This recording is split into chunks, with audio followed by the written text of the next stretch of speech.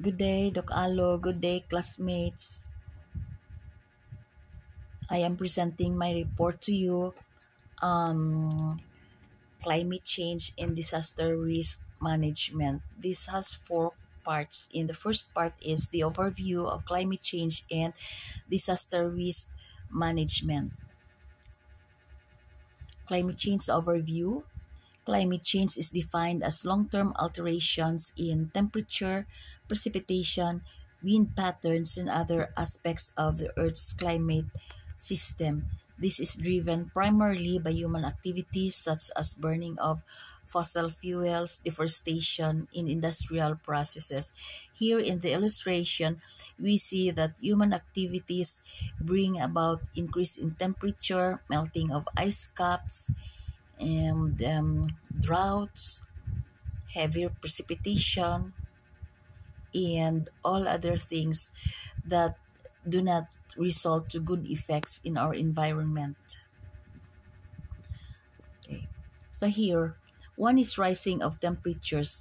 Global average temperatures have risen, leading to heat waves and altered weather patterns. Okay. This also resulted to melting of ice caps and rising of sea levels. So glacial mountains have retreated, Arctic ice has melted, and thermal expansion of seawater have caused sea levels to rise. And the rise in sea levels resulted to extreme weather events such as increased frequency and intensity of hurricanes, floods, droughts, and wildfires. So the rise in global temperature has effects that are not desirable to human existence. So naka-domino effects siya, no? So first, taas temperature, it resulted to thawing of permafrost, then taas aton water level, taas ang water level, it resulted to expansion of it resulted to abnormal frequency of precipitates, leading to floods, hurricanes, and on the other side of the planet, it resulted to droughts and wildfires. Climate change has also resulted to disruption in the ecosystem. One is shifts in species distribution, another is coral bleaching, and biodiversity loss. So once the ecosystem is disrupted, all the species living in it will suffer from that disruption. So one is alteration of species distribution resulting to poor carbon sink. Once carbon sink is altered, this causes droughts, increase in carbon source, kasi syempre hindi na natin ma-deposit sa sink, and this gas goes up to the atmosphere, causing greenhouse effect. So gasaka daw ka domino effect lang, sige-sige lang saka ang aton nga temperature with this. Now, once this happens, this can also have socioeconomic impacts because this threatens food security, water availability, health, and livelihoods. Disaster risk management refers to a systematic approach to identifying, assessing, and reducing the risks associated with natural, human-induced hazards. It focuses on minimizing vulnerability, preventing disasters, and enhancing resilience. So, risk is at the center. Diba? Why do we call it risk? Because there are hazards associated to it. Okay, there are hazards associated to lives, livelihood, health, socioeconomic structure of the community, and many others. Now, there are groups who are vulnerable to such risks once there is exposure. So for disaster risk management, there are tasks that should be done. One is risk assessment. So how is this possible? How is this carried out? First is hazard identification. Managers should understand the likelihood of hazards such as floods, storms, or droughts. Another is vulnerability analysis. Managers should identify populations, infrastructure, and ecosystems that are at risk for hazards. And then the third is exposure of mapping. This is about understanding which assets and people are exposed to hazards.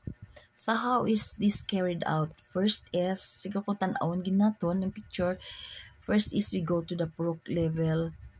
Din diri ang vulnerable group, anong hazards diri, sinong vulnerable. Okay. Next, we go to the next level, the barangay level, the town, and eventually we can go to the province level, regional level, until up to we reach the national level. So, risk assessment is very important when we want to manage hazards or disasters. So, next to it is risk reduction. In risk reduction, there is a need for prevention, mitigation of the risk, and then comes the preparedness. So, disaster is inevitable. Ara lang gid na siya permi. Hindi na siya madula ya. Okay. Pero, when we are ready to face disaster, when we have the strategy how to manage disaster, why problema? Why? Siyempre, we can have better disaster response if we are ready. Okay. Once we have the better disaster response, okay, there will be better disaster recovery. And then, after the recovery, we can have better disaster planning and design again, so that when there is the next disaster, when there is another disaster, everyone will be ready. So that is better disaster. There is better disaster early warning. Okay. And when disaster comes, ready ang tanan. No? So number 3 task is response. When there is disaster, there is a need for response. We know that crisis is inevitable. There must be a response to save lives and minimize immediate impacts. After the response comes the recovery, that is to restore activities and services.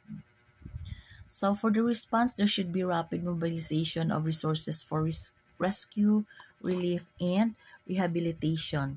There should also be coordination between local, national, and international agencies. The fourth task of disaster risk management is recovery. So, after response is recovery. Now, in recovery, there is a need to rebuild infrastructure and to restore livelihoods. Now,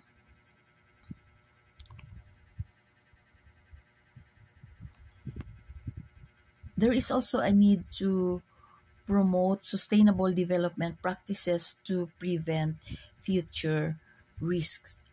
So here, after the recovery, there is a need to plan for prevention to minimize impacts of future disaster. And then once we have the plan for prevention, implement na siya. Once na-implement siya properly, everyone in the community is ready to face any crisis that may come. So once ready ang tanan, okay, it's easy to manage crisis.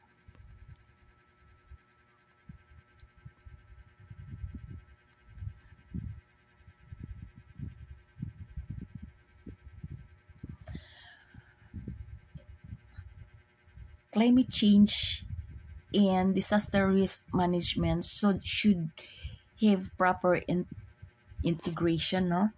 Even the interconnectedness or the interconnection between climate change and disasters, integrating climate change adaptation into disaster risk management is critical.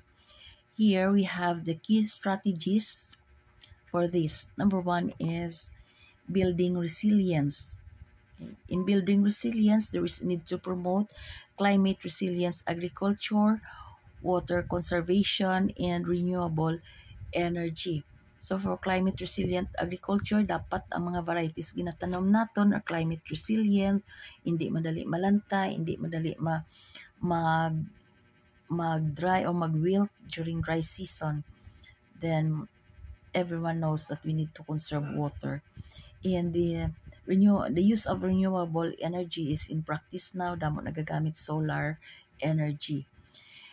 The next here is enhancing community-based adaptation measures. So kung ano may ara sa community, ang muna itong gamiton for adaptation measures. Second here is data, and it's all about data and technology. So leveraging satellite data and AI for accurate climate modeling and disaster forecasting is very important. So karon we can see the weather forecast like 10 days from today, pwede na natin matanaw because of the satellite data and AI. Makita na natin. Then next is implementing real-time monitoring and early warning systems. Very important in disaster risk management and in managing climate change. No? So climate change adaptation and disaster risk reductions are two important things that should be included in our system. Once these two are integrated properly, this can result to resilient community which can adapt better to climate change. And this also reduces vulnerability to disasters. No?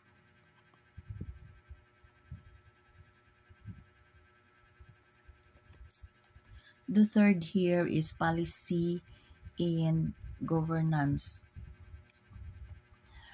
There should be policies that are aligned with the disaster risk management, and it is the role of the government, especially the LGU, to strengthen the local governance, to strengthen the local population in terms of facing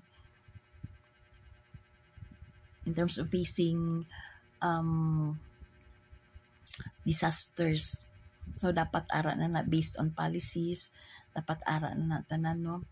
Tapos there is a need to empower the communities so that when disasters come, ready man sila. Then the fourth is financial mechanisms. There should be budget to be allocated, no, for disaster. So allocating resources for disaster mitigation and climate adaptation through climate funds, insurances, and public-private partnerships is very important because we cannot do things without budget. So budget plus policies formulated by the LGU will result to climate change adaptation and preparedness for disasters. No? So what are the challenges for the managers? One is limited resources. In developing countries, there is a lack of financial and technical capacity for robust disaster risk management and climate change adaptation. Another challenge is the coordination gap. Collaboration between different levels of government sectors and communities can sometimes be insufficient. Another, especially for us here in the tropical regions, there is variability in climate models. models which poses changes for long-term plannings. So pabago-bago sometimes ang mga models brought about by climate change. So dapat ang long-term plans naton pabago-bago man, which is sometimes not good to look into kay once you have made a plan, ang execution of the plan takes time pa na, di nagbago naman lang gali, no?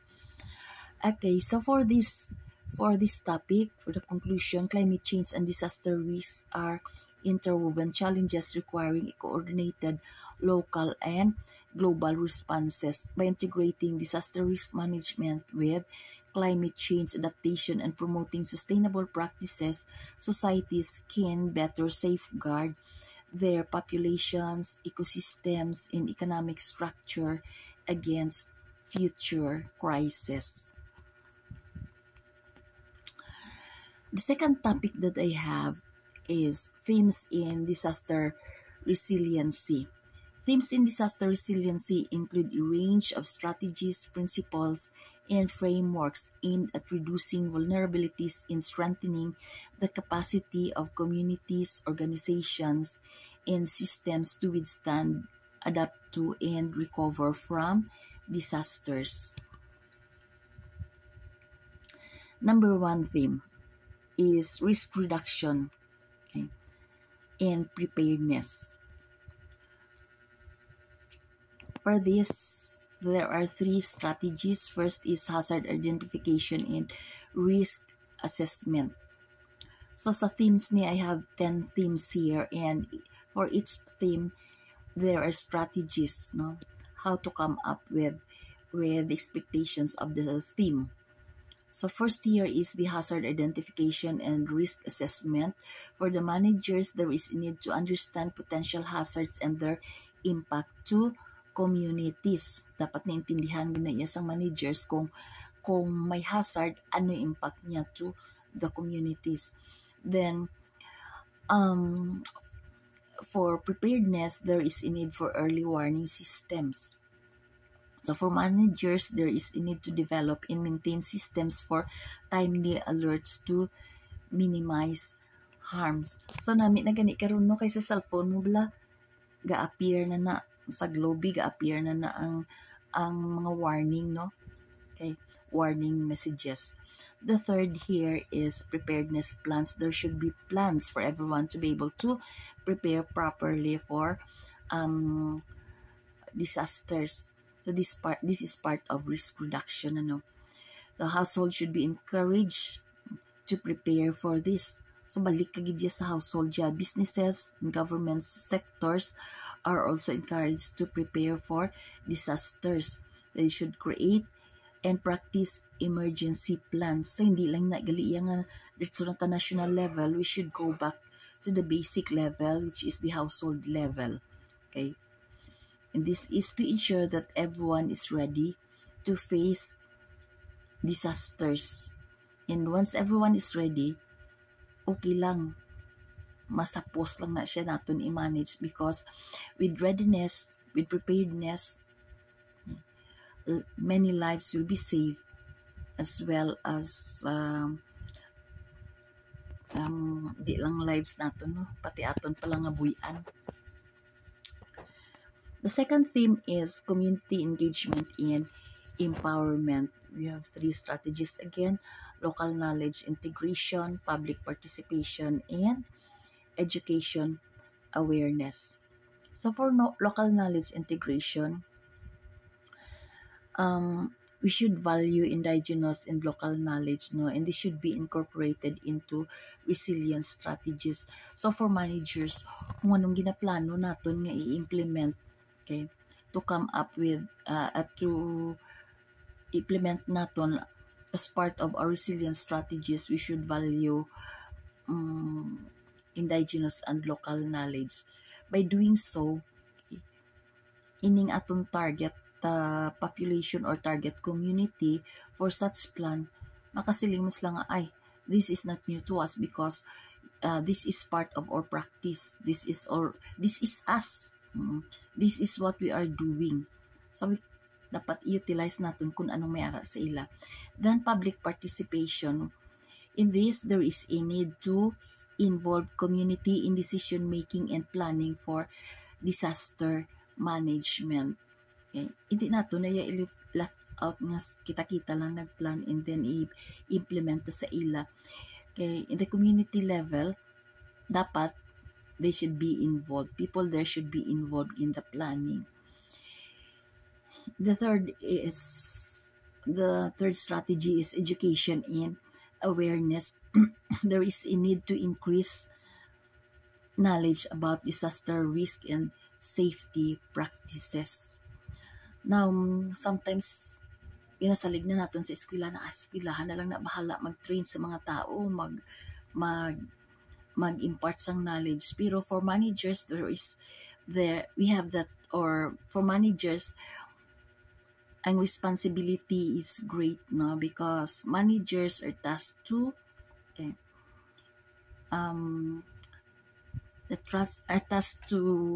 inform people about disaster risk and safety practices.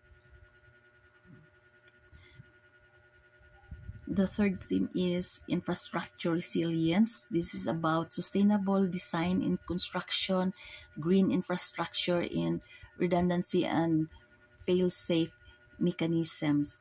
So for sustainable design and construction, there is a need to build resilient infrastructure that can withstand extreme events. So say for example, if the place is along the fault line, pero megalinog, dapat buildings should be resilient enough to withstand earthquakes. For green infrastructure, this is about using the natural resources or the natural systems like wetlands, forests to reduce disaster impact. So kung ano may ara dira, pwede natin gamiton. Like say for example, ang forest nimo to prevent flooding. So ganito na siya dira, no? The third is redundancy and fail-safe mechanism. Now, this is to ensure critical systems can continue operating during disasters. So, bisan may disaster, okay, tuloy-tuloy lang aton operation, no? Okay, I have here an illustration about the disaster resilient infrastructure. So here they presented the wind, solar, power lines, water, roads, and bridges. All these things are interconnected, no? Okay, but all the infrastructures in this place nakaplano na gid siya. Naka-design siya to be disaster resilient.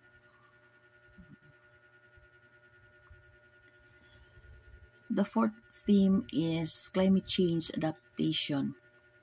Okay, this is about understanding climate risk in order to address these changes in order to address disasters brought about by climate change. The third is adaptation strategies. Okay. This is about policies and practices that mitigate the effects of climate variability and extremes. So here in adaptation strategies, dapat yan may aragid tasang policies and i-implement kinang policies so that we will see it in practice. Sa example sini abi mga adaptation strategies naton.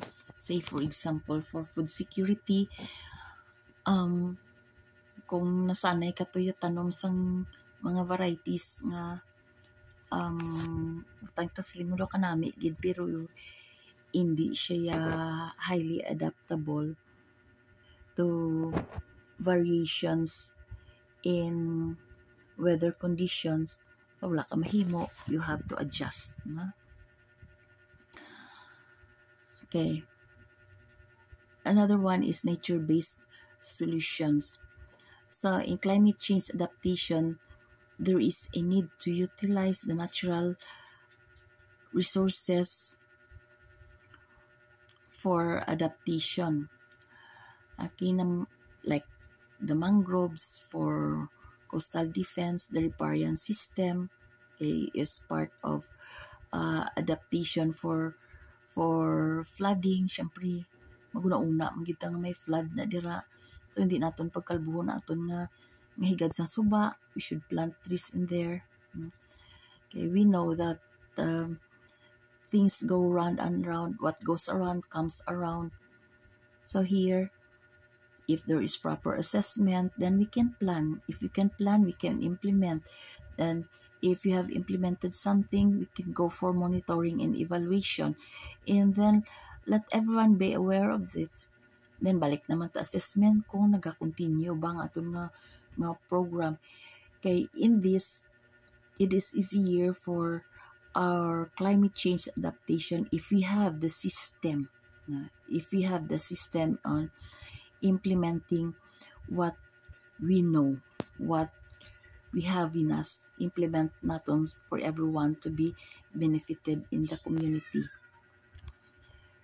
The fifth theme is social equity and inclusion. In the community, we have sectors that are very vulnerable to disasters, okay?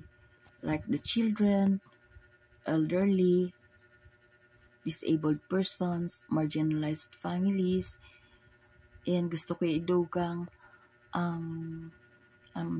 women in the reproductive age or reproductive stage, no? So, when there is disaster, the needs of these groups should be considered first. Unahon tana sila, no? Ay silang vulnerable groups in our community. Okay, so that's part of social equity. For inclusion, okay, inclusive planning should ensure that all voices are heard in the planning and response efforts. Di lang yung sila nga plano ka diri, implement mo dito, wise la kabalo dito.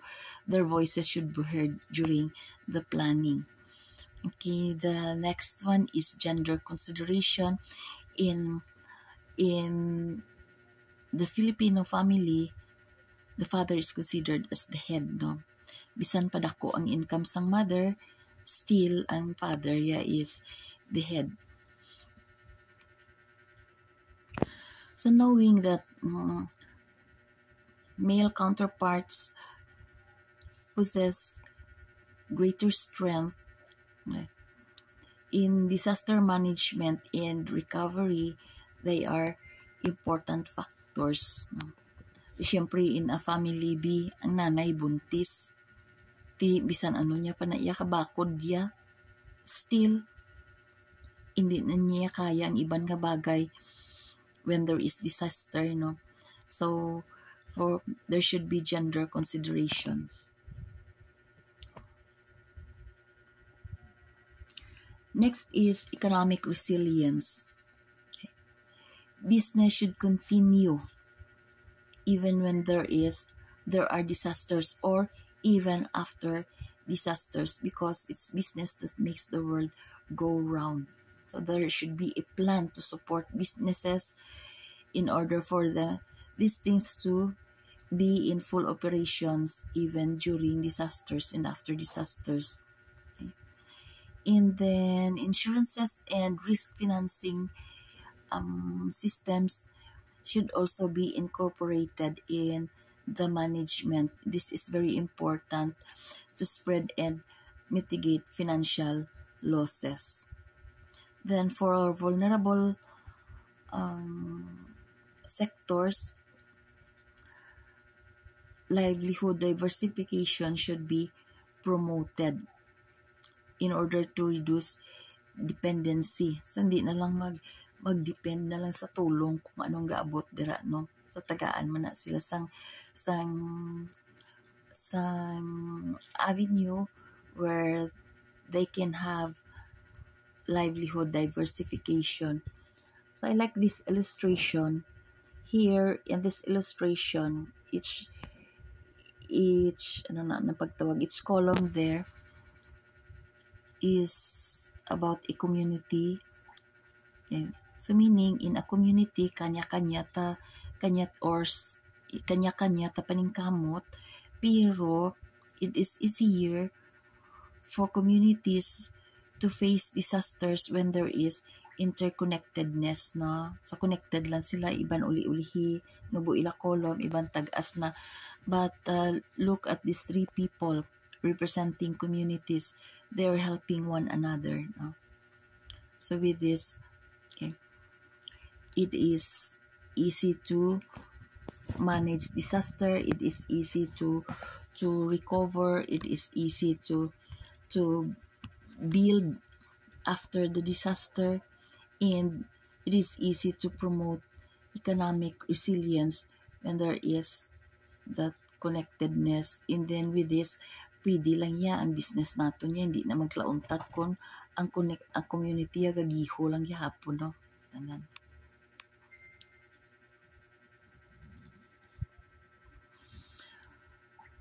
The seventh theme here is governance and policy.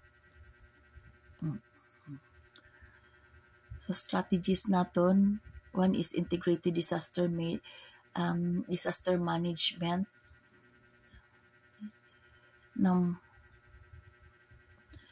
in this, efforts across sectors and levels of government agencies should be directed towards integrated disaster management. Sama na bala? Say for example, in a community, imo role ya in ang street sweeper, kaya taga-silhig ka sang lugar dira, sang isa ka place like plaza. O paano ka maka-contribute sa disaster risk management? Paano ka dra ka contribute? Di syempre rin ikabalo kaya nga kung idamp na nimo dira iya ang mga basura sa kanal, one day this will lead to disaster. So dapat siya tipunon mo na siya, ipadala sa garbage collector para nga wala ta sang disaster nga matabo eventually. So all sectors, tanan-tanan dapat na all sectors in the government and also in the community dapat naka-align na dang efforts towards integrated disaster risk management. And so also there should be policy frameworks, no? Dapat may laws and policies kita that would support disaster resilience. And once everyone is involved in this, okay, accountability is ensured, meaning it's individual in the community is accountable. There should also be system for monitoring to ensure transparency. Okay, and then once tapos na ni, effectiveness of resilience measures can be evaluated. So over and over again, balik-balik lang ni siya, balik-balik. Pero as time goes by, pwede siya mag-improve. The eighth theme is technological and data innovation with the use of remote sensing and global information system. Okay, these are advanced tool. Pwede na nato no ma-predict ang mga panghitabo, like say for example the upcoming hurricanes, bagyo, no? Pwede na naton ma-predict. So pwede man map siya, okay? Map siya sang hazards and for monitoring. So this data, mga data naton are shared. Basta nakaagi ka internet, basta mag-agi sa internet, naka-share na daang data. So with this, the big data can be used by AI for predictive modeling, and yung mga predictive models naton can be used in making informed decisions. So based on experiences, kung may ginatanaw na ta, like say for example, abi nang pinaka-common lang gid sa aton riya nga panghitabo sa Negros siya bagyo. So ma-predict na iya sang AI, ma-predict na sa mga mga models, no, with the use of internet na ma-predict na saan o ma-landfall, saan o mabot ang bagyo. So with this, ang aton nga managers can make informed decisions, and these informed decisions can save lives, save properties. No, the third one here, the smart cities. Now, smart cities are possible with the integration of internet and technology to enhance urban resilience. So, syempre, kung may internet and may technology, okay, pwede siya ka-prepare ya. Kung may disaster, pwede ta ka-prepare because will be notified in advance. And then the ninth theme is recovery and rehabilitation. So first strategy here is build back better. Oh, anong i-build ta? Okay. Say for example, okay, during disaster may naguba. Kung anong naguba nimo dira, when you build, it should be built according to what you would like it to be in the future. Say the future that you want to have with the kind of building you are restoring is can withstand pulo ka bagyo. Saan na imuon nimo? Okay, say for example, you are tasked to build houses nga nagkalaguba sa bagyo abi no, okay, in a certain purok. So imuon mo, okay, with this strategy, build back better, you should build back better housing facilities, build back better bridges, better roads. Ang mas maayo kaysa tong naguba. So amo na siya ang pinaka-meaning sang build back better. So normally in a community, kung naagyan sang sakuna, naagyan disaster, ang tasta is build back better communities. This is about improving like infrastructure and systems during recovery to reduce future risks. Another is psychosocial support. This one is very necessary to address mental health needs following disasters. You see, if you are included or if you belong to the vulnerable group, like marginalized na sector, wala ka na, may balay ka pa, problema ka gani sang pangabuhi nimo, much more kung naagyan ka disaster, sobra-sobra na problema mo. This can affect the mental health of these people. So as managers, dapat, okay, this one should be given consideration, no? mental health needs, okay, of the community following disasters. And then the third one is sustainable recovery, no?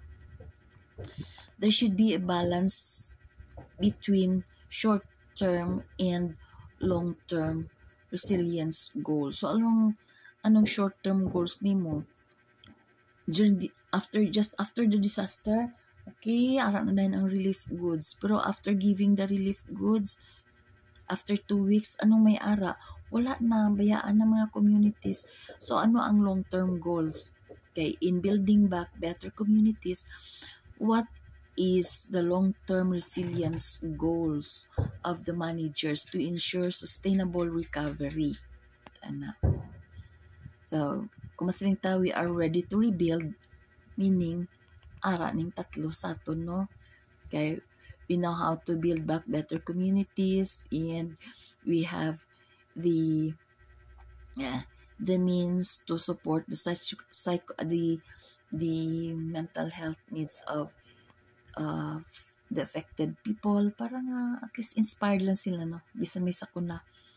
And then okay, ara kita sa road for sustainable recovery. Okay, the 10th theme is international collaboration in learning.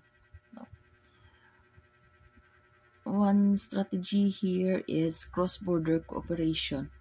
Ano mayara sa cross-border cooperation? This is to address transboundary risk like pandemics. Example, pandemics, river flooding, cross sa boundary syempre. Now we have experienced this during pandemics. Kung taas ang cases in one place, i-close ang border. No? In one barangay, taas ang cases of COVID, i-close ang border. No one could go out, no one could go in, kag-enter the barangay sa amo na siyang bot siyang balon. And this is to reduce risk. Another is knowledge sharing. There's no need for us to suffer para makabalo lang ta. Okay, we can learn from the best practices in case studies of our neighboring communities, okay, of other countries. We can learn from others so that we'll be able to be ready for the risks or the disasters that may happen in the future. Then the last here is the humanitarian aid. This is for managers. Okay. There is a need for managers to coordinate to national and international assistance groups to support affected areas. My third topic is about Philippine laws and initiatives on climate change and disaster management. I read, the Philippines has enacted several laws and implemented initiatives to address climate change and disaster risk reductions, given its vulnerability to natural disasters and climate impacts. Key laws on climate change and disaster management. Number one here is Climate Change Act of 2009, also known as Republic Act 9729. The purpose of this is to establish a framework for climate change and adaptation and mitigation. The key features are the following. Creation of Climate Change Commission is the lead policy-making body on climate change. Development of National Framework Strategy on Climate Change and the National Climate Change Action Plan. Sa amuning included sa Climate Change Act of 2009. Then it also mandates local government units to create local climate change action plans.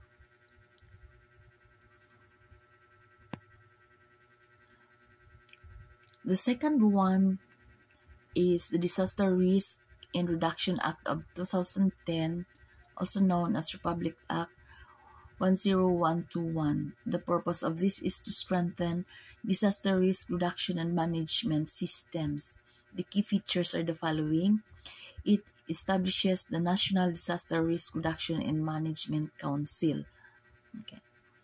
It focuses on disaster preparedness, prevention, mitigation, response, and recovery.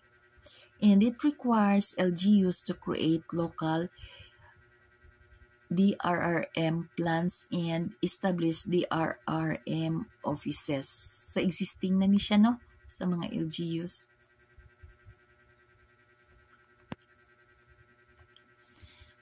The third,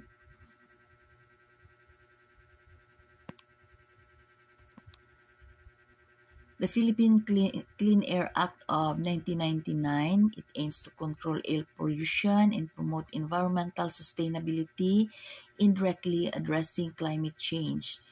The fourth is Renewable Energy Act of 2008, also known as Republic Act 9513. It promotes the use of renewable energy sources, reducing greenhouse gas emissions and dependency on fossil fuels. The fifth is the Environmental Awareness and Education Act of 2008, also known as Republic Act 9512. It mandates the integration of environmental education in schools, including climate change and DRR topics. The sixth is People's Survival Fund Act of 2012, also known as Republic Act 10174. It establishes a fund to support LGUs and communities in climate adaptation projects. And the seventh is the Ecological Solid Waste Management Act of 2000, also known as Republic Act 9003. It focuses on proper waste management to mitigate environmental impacts and contribute to climate change mitigation efforts. Sa initiatives in programs of the government, national level, we have the National Framework Strategy on Climate Change. It outlines a roadmap for climate resilience, focusing on adaptation and mitigation.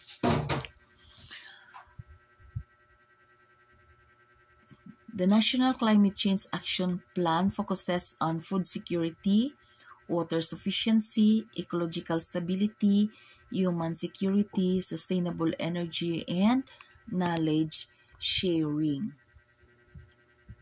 Another one, the National Disaster Risk Reduction and Management Plan.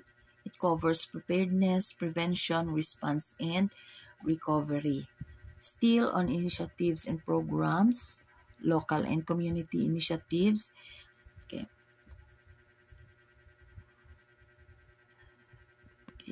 This is on the LGU to develop localized action plans for climate change and disaster management. And then for the barangay level, to engage communities in risk reduction strategies.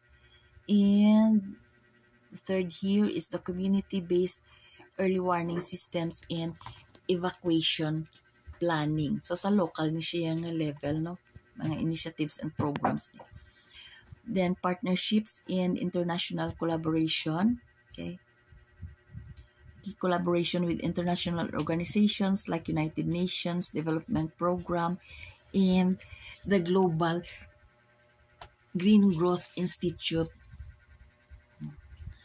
The second is the global participation in global climate conferences like United Nations Framework Conference on Climate Change and Conference on Parties Meetings.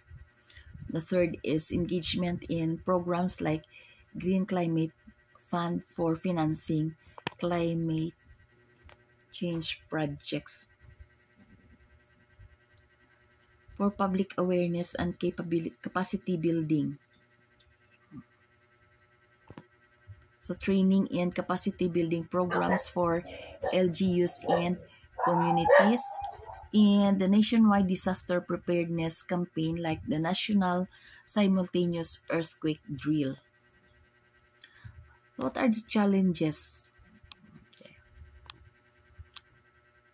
Ano mga challenges naman niya? Limited access for LGUs to fully implement local climate change action plans and DRRM plans. Limited resources lang. And then coordination issues between the national agencies and the LGUs.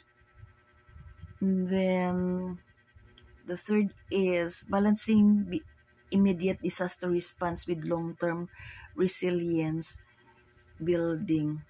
So hindi mabalance to. Kung mas rin kayo nga immediate o ara dahil ang immediate response, pero what about the long-term resilience program? Dira ko kis ama miss out na. And for conclusion, the Philippines has a robust legal framework and proactive initiatives to address climate change and disaster risk. However, continuous improvements in funding, reinforcement, and community participation are essential to achieving resilience. I-highlight ko gidiriya ang funding and community participation, no? Ang enforcement to kapos-sapos lang, pero funding in community participation to achieve resiliency daw dira tayo mabudlayan. Okay. Now the fourth topic, two case studies in the Philippines related to climate change and disaster risk management. These case studies highlight the Philippines' efforts to address climate change and disaster risk through technology, community engagement, and sustainable planning. They also underscore the importance of sustained funding and collaboration to ensure long-term impact. First here is the Project NOAA, or the nationwide operational assessment for hazards. For the background of Project NOAA was launched in 2012 by the Philippine government as a response to the increasing frequency and intensity of natural disasters, particularly typhoons, floods, and landslides exacerbated by climate change. The initiative aimed to improve disaster preparedness and risk management through advanced technology and scientific research. Okay, what are the key features of Project NOAA? One is real-time weather monitoring through the use of Doppler radars and automated weather stations to provide accurate and real-time data on rainfall and weather conditions. So, updated na ta, no? Because of this Project NOAA. Flood hazard mappings. Okay, this is the use of hazard maps. In the Project NOAA developed hazard maps to identify vulnerable areas, vulnerable to flood, landslide, and storm surge. Then mobile application, so tools like ARCO and flood control were created to disseminate hazard information to local governments and to the public. So may iba na karon pagid nga mobile application, no? Pwede mo na matanaw lang by just clicking the application kung ano nang kakatabo. Okay, another one is the community engagement. Project NOAA provided training and information dissemination campaigns to educate communities on interpreting hazard data and making informed decisions. The impacts of Project NOAA. Project NOAA provided critical data that saved lives during typhoons like Yolanda. It empowered local government units and communities with scientific tools to make proactive decisions, significantly reducing disaster risk. What are the challenges of Project NOAA, or what were the challenges? In 2017, funding issues led to the project's discontinuation under government management. So today, it is integrated into the University of the Philippines, okay, ensuring its continuity in a different form. So it's more of the scientific na nga side, whereas kung ara siya sa government, diretso ta implementation, no? So it's more on the education nga side, education of the community, pero ara gid siya sa scientific na nga side. The second is the Climate Resilient Cities project in Cebu. Its background: Cebu City, a highly urbanized area, has faced increasing challenges from climate change, including severe flooding, heat waves, and typhoon impacts. The Climate Resilient Cities project was initiated to enhance the city's capacity to adapt to climate-related risks. The key features: vulnerability assessment. So this is about the comprehensive studies that identified critical areas vulnerable to flooding and heat stress in Cebu City. And then in Cebu, in Metro Cebu, or in the whole island din sa Cebu eh. Green infrastructure: the city implemented urban greening projects including tree planting and the restoration of mangroves to mitigate flooding and heat impacts. So sa Cebu province, ang ilang mangrove dito do damol gid sa Mactan nga area, may part nga damo mangrove. Then the third is early warning systems. This established the community-based early warning systems for floods, typhoons, which empowered local residents to act quickly during emergencies. And the fourth is sustainable urban planning. For this, policies were introduced to integrate climate resilience into urban development, such as zoning regulations that discourage construction in high-risk areas. So for the impact of this project, the project improved flood management, reduced urban heat island effects, and increased public awareness of climate resilience. Communities in vulnerable areas became better prepared to face natural hazards, reducing loss of life and property. Okay, for the challenges of this project, limited funding and rapid urbanization remain obstacles to scaling and sustaining these initiatives. Cooperation between local governments and private stakeholders is critical to overcoming these challenges. So finally, my report is done. I have these references. Thank you very much.